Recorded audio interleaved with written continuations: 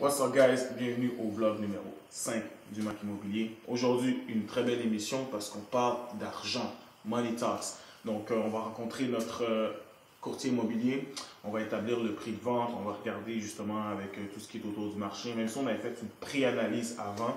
Donc, avec les rénovations qu'on a fait, on va essayer de voir le maximum qu'on est capable d'aller chercher pour pouvoir aller chercher, tirer le maximum de profit. Donc, sans plus tarder, on va se voir avec mon courtier dans quelques instants.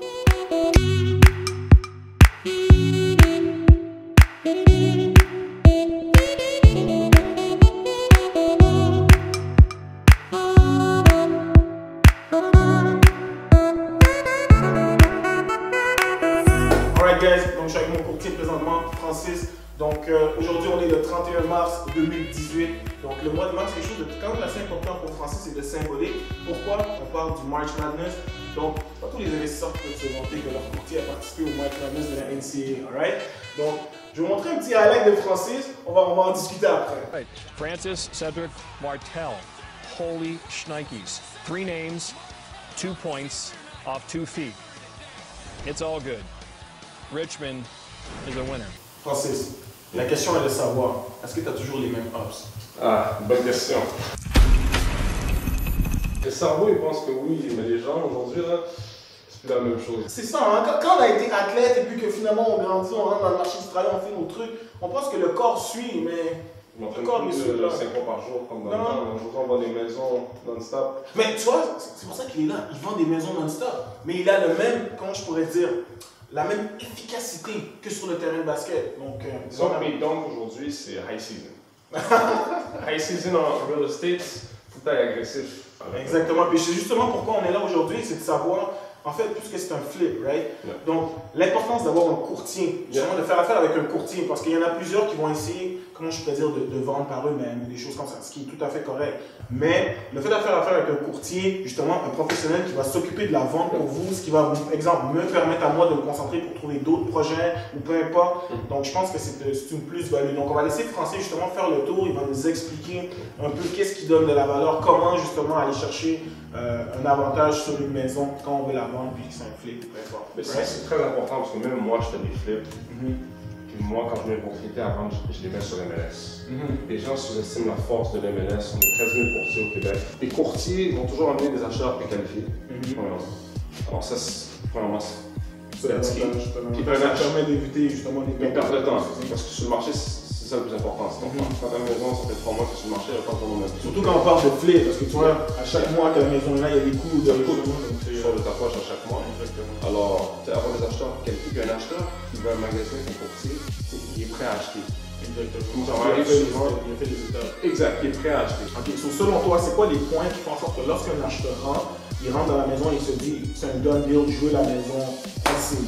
C'est sûr que les premières impressions sont importantes dans l'immobilier. Alors, si ton curb appeal, la façade de la maison est belle, tu te places. Alors, c'est sûr que moi, quand je fais des visites, je m'assure que la maison est vraiment illuminée le plus possible. Alors, c'est quand quelqu'un vient dans la maison, je vais m'assurer d'allumer toutes les lumières. Ok. Enlever toutes les stores pour m'assurer que la luminosité rentre dans la maison. C'est la La lumière naturelle, parce que c'est un gros atout pour les acheteurs. La cuisine est vraiment impeccable. Brand new avec des comptoirs en quartz. Alors ça, c'est sûr que ça, les acheteurs vont tomber en amour avec ça. Tu dis le fait que ce soit ouvert aussi. Ça, c'est un gros plus. Parce que c'est vraiment ce que les gens recherchent aujourd'hui. Les gens recherchent à pouvoir cuisiner, puis à pouvoir entertain ou avoir des amis à la maison. Exactement, parler avec les gens. Donc, toi, la salle à manger est juste là, donc Exact. c'est quelque chose qui. C'est vraiment une aire On peut ouverte. faire un check. C'est plus dynamique comme ça, disons, pour les gens. C'est comme ça, c'est toi, quand tu veux vendre une maison, là, tu veux que la personne puisse s'imaginer dans la maison. Puis, justement, des trucs comme exemple, tu vois, moi j'ai acheté des luminaires, des choses comme ça. Est-ce que selon toi, c'est secondaire ou sinon c'est vraiment ça? C'est autant important que d'avoir une belle cuisine, d'avoir une belle salle de bain, des choses comme ça? Ça, c'est sûr que c'est un peu plus secondaire, mais toi, vu que tu veux aller chercher top dollar dans le market, c'est là que ça devient important.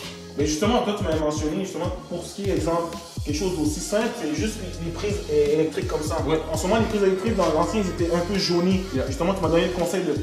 Ça coûte un peu d'argent, mais pour ce que ça va te donner de retour sur l'investissement, de les changer pour des neufs blancs, c'est que c'est vraiment... Ça va donner un aperçu fini.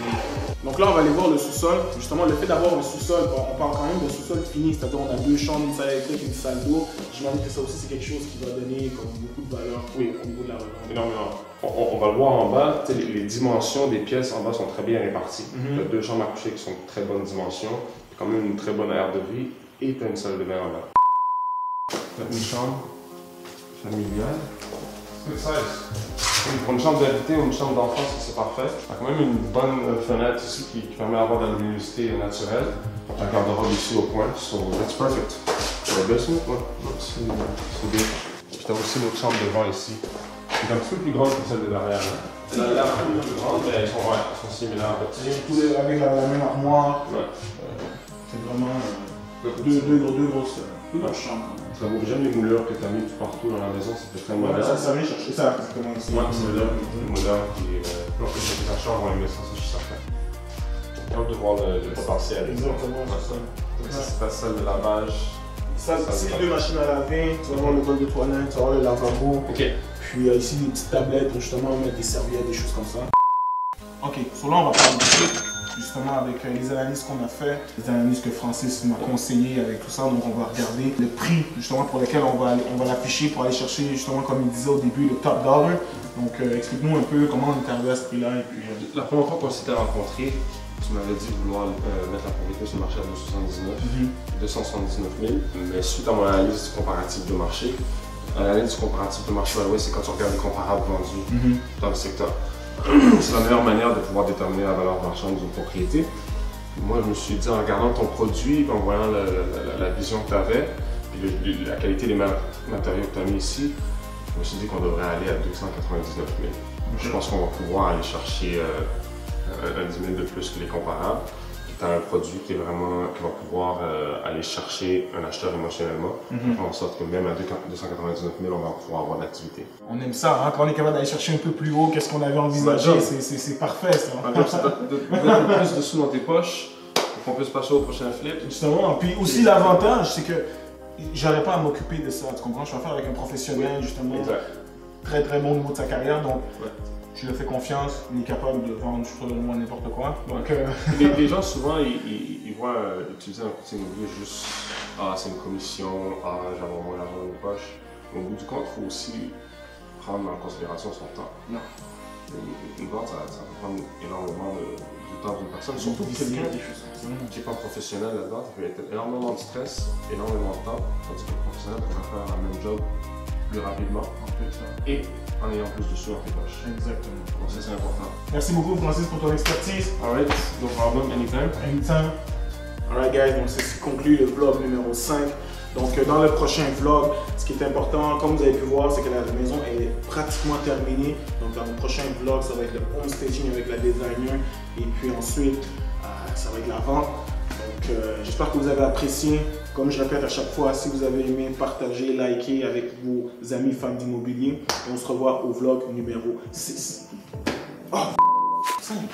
Ça c'est le 5? T'as raison, 6. C'est pas possible.